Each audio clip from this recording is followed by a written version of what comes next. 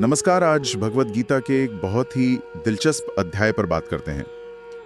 10वां अध्याय, विभूति योग। जी, विभूति योग बहुत सुंदर अध्याय है ये। हाँ, और हमारे पास जो सामग्री है वो विभूति योग श्री कृष्ण की दिव्य महिमा नाम के स्रोत से ली गई है। ये इस अध्याय का सार समझाती है ना? बिल्कुल। इसमें अर्जुन का वो एक बहुत ही महत्वपूर्ण सवाल है। हाँ, वो पूछते हैं कि श्री कृष्ण इस सृष्टि में कहाँ हैं, मतलब अपने दिव्य स्वरूप में कैसे प्रकट होते हैं। जी, और श्री कृष्ण कहते हैं कि देखो, मेरी जो दिव्य अभिव्यक्तियां हैं, मेरी विभूतियां, वो तो अनंत हैं। अच्छा। हाँ, पर वो कहते हैं कि मैं तुम्हें संक्षेप में कुछ मुख्य उदाहरण दूंगा। तो चलिए इसी पर गहराई से बात करते हैं, समझने की कोशिश करते हैं कि इस अध्याय के अनुसार दिव्यता को अपने आसपास कैसे पहचाना जा सकता है। तो इसकी शुरुआत एक बहुत ही मौलिक विचार से होती है। श्री कृष्ण कहते हैं कि देखो अर्जुन, मैं ही सभी जीवों के हृदय में स्थित आत्मा हूँ। अच्छा, मतलब जो एकदम कोर है, एसेंस है अस्तित्व का। बिल्कुल, वही उनका स्वरूप है। वो कहते हैं मैं ज्ञान हूँ, मैं बल हूँ, तपस्या हूँ, वो सब कुछ जो जीवन को एक तरह से ऊंचा उठाता है या अर्थ देता है। हाँ, और फिर वो बड़े सुंदर काव्यात्मक उदाहरण देते हैं, जैसे पर्वतों में मैं हिमालय हूँ जी, नदियों में गंगा हूँ, ऋषियों में नारद। ये सिर्फ एक लिस्ट नहीं लगती है ना, ऐसा लगता है जैसे वो हमें सिखा रहे हैं कि दिव्यता कहाँ खोजनी है। हाँ, उन गुणों में जिन्हें हम सहज ही महान मानते हैं, जैसे हिमालय की स्थिरता, गंगा की पवित्रता, नारद का ज्ञान। सही कहा। बिल्कुल। तो ये सिर्फ सबसे अच्छा गिनाना नहीं है, बात ये है कि उत्कृष्टता मतलब एक्सीलेंस जहां भी दिखे वो उन्हीं का प्रकाश है, उन्हीं का एक अंश है। और वो इससे भी आगे जाते हैं, कहते हैं कि मैं ही शाश्वत समय हूँ, काल। अच्छा, समय भी। हाँ, और सबका नाश करने वाली मृत्यु भी मैं ही हूँ, और भविष्य में जो कुछ भी उत्पन्न होने वाला है उसका स्रोत भी मैं ही हूँ। अरे वाह, मतलब सृजन, पालन और संहार, जी, ये तीनों शक्तियाँ। जी, सब उन्हीं की शक्ति के अलग अलग पहलू हैं एक तरह से।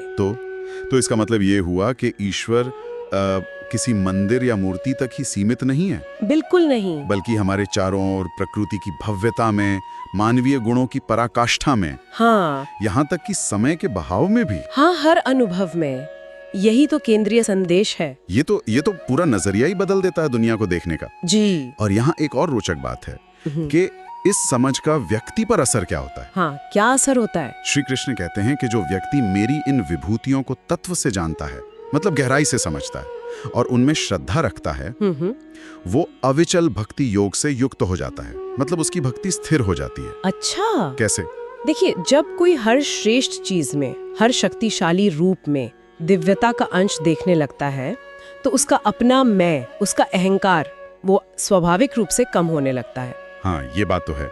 ये समझना कि अपनी क्षमताएं भी उसी दिव्य स्रोत का हिस्सा हैं, ये काफी विनम्र बना सकता है। बिल्कुल। और फिर वो अध्याय के अंत में एक ऐसी बात कहते हैं जो हमारे पूरे ब्रह्मांड के प्रति दृष्टिकोण को जैसे हिला देती है। हाँ, वो श्लोक क्या कहते हैं उसमें? वो कहते हैं, अथवा बहुना एतेन किम ज्ञातेन तव अर्जुन विष्ठभ्याहमिदं कृत्स्नमेकांशेन स्थितो जगत। इसका मतलब क्या हुआ?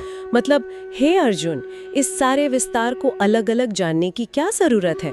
तुम बस इतना जान लो कि मैं इस संपूर्ण जगत को अपने एक अंश मात्र से धारण करके स्थित हूँ। एक अंश मात्र से? जी, जरा सोचिए, ये पूरी सृष्टि अपनी सारी जटिलता और विशालता के साथ वो उनकी अनंत महिमा का बस एक छोटा सा हिस्सा है। बाप रे, ये तो दिमाग को सुन्न कर देने वाला विचार है। तो अगर इस अध्याय से एक मुख्य सबक, एक निचोड़ निकालना हो तो वो क्या होगा? आज के जीवन में इसका क्या महत्व हो सकता है? देखिए, सबसे महत्वपूर्ण सबक तो यही है कि दिव्यता की सर्वव्यापकता को पहचानना, खासकर उत्कृष्टता में, श्रेष्ठता में। और ये ज्ञान हमें दो तरह से बदल सकता है, मुझे लगता है। पहला, जैसा हमने कहा, अपने भीतर का अहंकार कम होता है। सही है। और दूसरा, जब हम दूसरों में और प्रकृति में श्रेष्ठता देखते हैं तो एक सम्मान का, करुणा का भाव जागता है।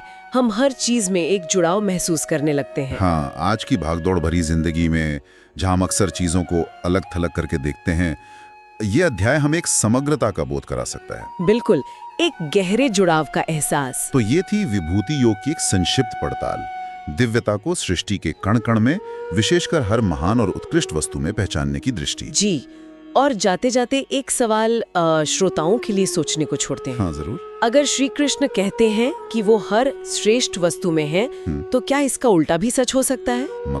मतलब क्या सृष्टि की जो साधारण चीजें हैं रोजमर्रा की, या जिन्हें हम शायद कमतर समझते हैं, क्या उनमें भी दिव्यता का वही अंश मौजूद है? ये तो सोचने वाली बात है। और अगर है, तो उसे देखने के लिए हमें अपनी दृष्टि कैसे विकसित करनी होगी?